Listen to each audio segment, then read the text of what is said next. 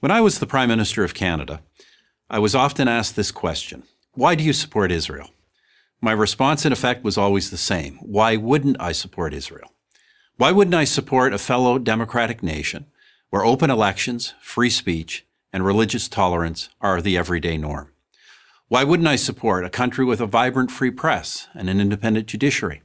Why wouldn't I support a valuable trading partner and a wellspring of amazing technological innovation? Why wouldn't I support our most critical ally in the Middle East and in the international struggle against terrorism?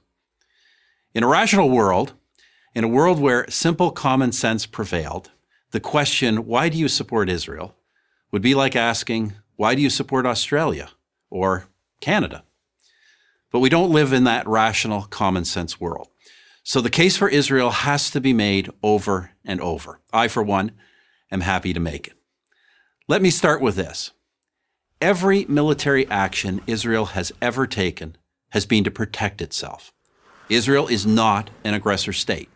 It's a defensive state. This has been true from its founding to this day. As a fledgling nation in 1948, Israel was immediately attacked by its Arab neighbors. Their goal was not to contain the tiny new country. It was to annihilate it. No nation came to Israel's aid. Not the United States, not my country, Canada, not the United Kingdom. No one. They all thought Israel would lose, but it didn't lose. It won. In 1967, Israel's neighbors again sought to utterly destroy the Jewish state, a nation that had then existed for 2 decades. Again, Israel prevailed, and it survived another all-out attack in 1973.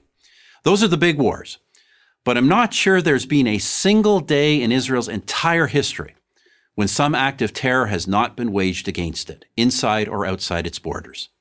There have been 2 bloody waves of terror, so-called intifadas, in the late 1980s and the early 2000s, when Israelis were blown up on buses, at pizza parlors, and celebrating weddings. There have been incursions from terror groups like Hezbollah in Lebanon.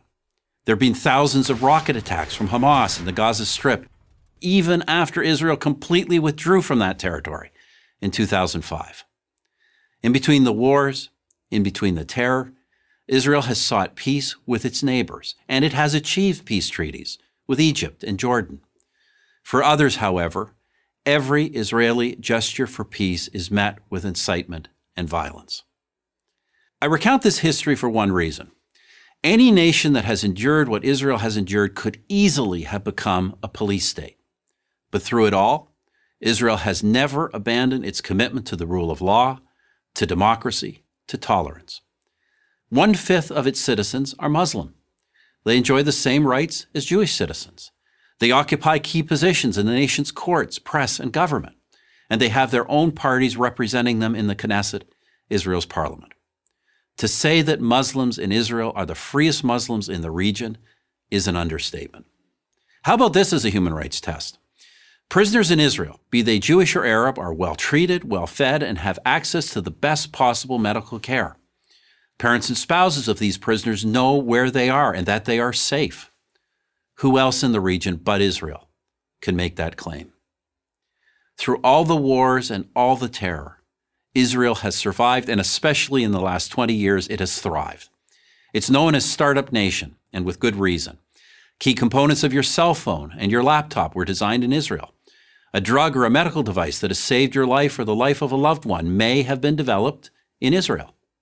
Yet there are leftist politicians, activists, artists, academics, and college students who devote their lives to denouncing Israel, calling for boycotts, demanding it be cut off from academic and professional societies.